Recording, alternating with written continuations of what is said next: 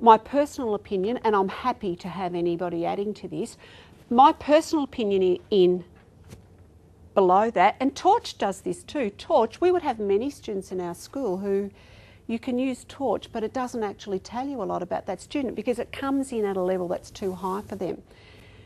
Now, Probe can be used to help that gap purposefully, and if you know what you're doing with it, and I'll chat with you about that individually. But my personal feeling is this: if we skill up staff and we really understand and we're teaching for comprehension and decoding right from prep, I don't know that we would need to be overly conscious of a formal test. Our ongoing monitoring, if we're teaching for vocab, if we're teaching for fluency, if we're teaching for inference and monitoring that as we go, I will know my students and what they can do and what their strengths are and what their areas of need are.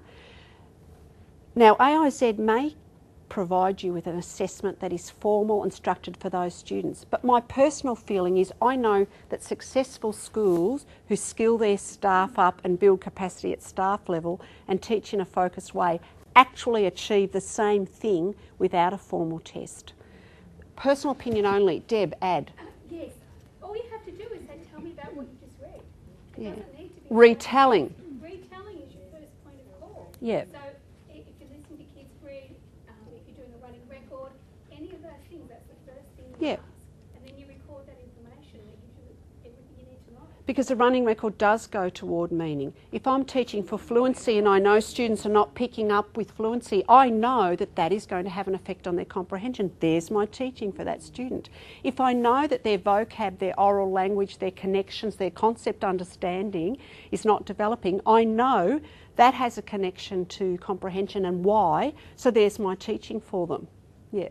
Did Helen? I've got a really good observational sheet that I use when I'm working with kids and Thank you. And all of those things are in, it goes to if you're using running records, you must analyse them and you must know the 3 levels of analysis. Otherwise it's just keeping you busy as a teacher, but it's not informing your planning and it's not building capacity for your students. Yeah. Running record can show you progress over time. I agree. Through the score. Yeah. But along the way it can show you what they need Yeah. to do. And you can check fluency and you can do a quick retell. Yeah. You don't even need to do a running record. All you have to do is have a reading conference and talk to the kid about what they're reading. If you know what to look for and you know how to do a really strong conference, there's a whole lot of skills around it. Knowing what to look for and knowing how to conduct a strong conference and get the information.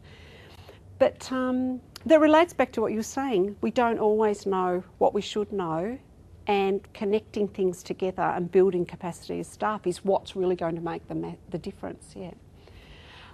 Okay, a few minutes to have a look at and discuss those materials in the context of support for teaching materials at all levels, sentence level, paragraph level and at whole text level. Yeah.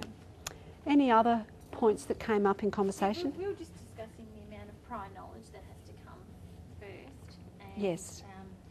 Like, for instance, some of our children, captains, Take forward into their next reading experience. But we also talked about, that comes back to matching text to your instructional purpose. If you want to teach for inference, some sentences at the sentence level or paragraph or text level, some sentences will be better placed for you and that particular group of students. If I was teaching a group of students and I know they did not have background knowledge, that might not be the sentence I'd choose because it will distract us from our teaching purpose. We'll get into background knowledge instead of the point and the teaching focus. I find happens a lot because even when you plan for that, sometimes you're still surprised with what they come up with. And Yeah, but the importance is that you do plan for it and you're aware of it, and it comes back to your teaching purpose and your text selection. I wanted to speak to, we've talked about commercial materials.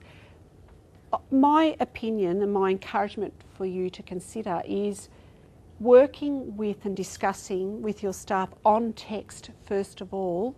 If you're choosing to use some other commercially produced material, if you introduce it through that material, you'll start teachers diving on that first. I really honestly think the discussion around and the creating questions around text is the way to start with your school personal opinion only, and I'm happy if other people have got any experiences they want to add to that.